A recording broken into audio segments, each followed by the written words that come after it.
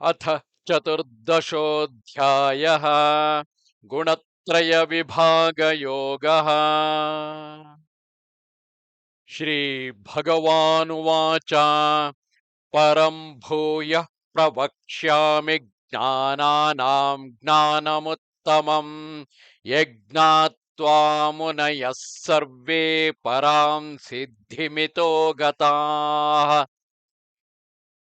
इदं ज्ञानमुपाश्रित्य मम साधर्म्यमागताः सर्गेऽपि नोपजायन्ते प्रलये न व्यथन्ति च। मम यो निर्महद्ब्रह्म तस्मिन् गर्भं दधाम्यहम् सम्भवः सर्वभूतानां ततो भवति भारत। सर्वयोनिषु कौन्तेयमूर्तयः सम्भवन्ति याः तासां ब्रह्म महद्योनिः अहं बीजप्रदः पिता। सत्त्वं रजस्तमगिति गुणाः प्रकृतिसम्भवाः निबध्नन्ति महाबाहो देहे देहिनमव्ययम्। तत्र सत्त्वं निर्मलत्वात् प्रकाशकमनामयम् सुखसङ्गेन बध्नाति ज्ञानसङ्गेन चानघा। रजोरागात्मकं विद्धि तृष्णासङ्गसमुद्भवम् तन्निबध्नाति कौन्तेय कर्मसङ्गेन देहिनम्। तमस्तज्ञानजं विद्धि मोहनं सर्वदेहिनां प्रमादालस्य निद्राभिः तन्निबध्नाति भारत। सत्त्वं सुखे सञ्जयति रजः कर्मणि भारत ज्ञानमावृत्य तु तमः प्रमादे सञ्जयत्युत। रजस्तमश्चाभिभूय सत्त्वं भवति भारत रजः सत्त्वं तमश्चैव तमः सत्त्वं रजस्तथा।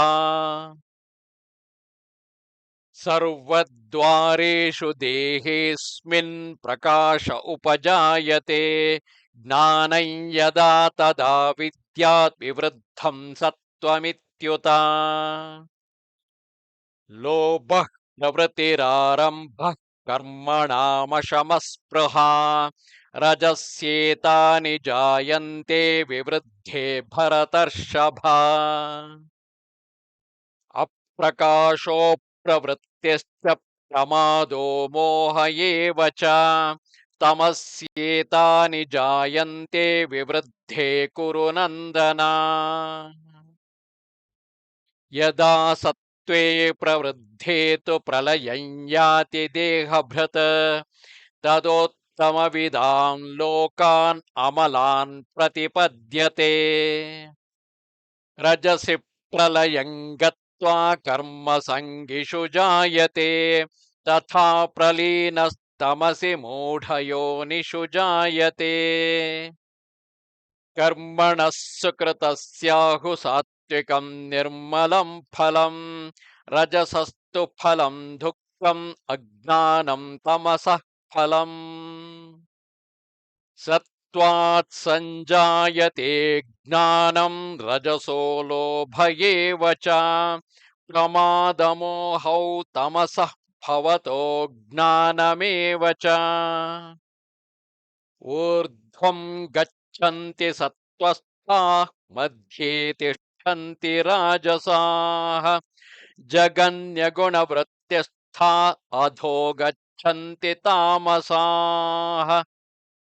नान्यं गुणेभ्यः कर्तारं यदा दृष्ट्वानुपश्यति गुणेभ्यश्च परं वेत्ति मद्भावं सोऽधिगच्छति। गुणानेतानतीत्यत्रीन् देही देहसमुद्भवां जन्म मृत्युजरा दुःखैः विमुक्तोऽमृतमश्नुते। अर्जुन उवाच कैर्लिङ्गैस्त्रिभिर्योगैस्त्रिभिर् त्रीन् गुणानेतान् अतीतो भवति प्रभो किमाचारः कथं चैतान् त्रीन् गुणानतिवर्तते श्रीभगवानुवाच प्रकाशं च प्रवृत्तिं च मोहमेव च पाण्डव न द्वेष्टि सम्प्रवृत्तानि न निवृत्तानि काङ्क्षति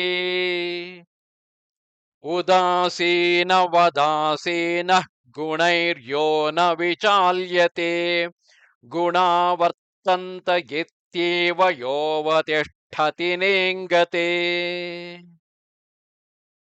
समदुःखः सुखः स्वस्थः समलोष्टाश्मकाञ्चनः तुल्यप्रिया प्रियो धीरस्तुल्यनिन्दात्मसंस्तुतिः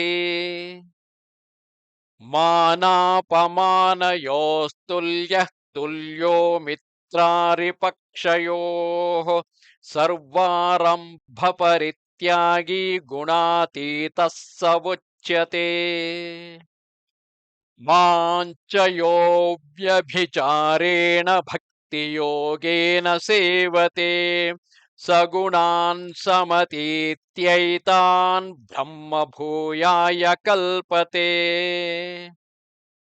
ब्रह्मणो हि प्रतिष्ठाहम् अमृतस्याव्ययस्य च शाश्वतस्य च धर्मस्य सुखस्यैकान्तिकस्य च ॐ तत्सदिति श्रीमद्भगवद्गीतासु उपनिषत्सु ब्रह्मविद्यायां योगशास्त्रे श्रीकृष्णार्जुनसंवादे गुणत्रयविभागयोगो नाम 14.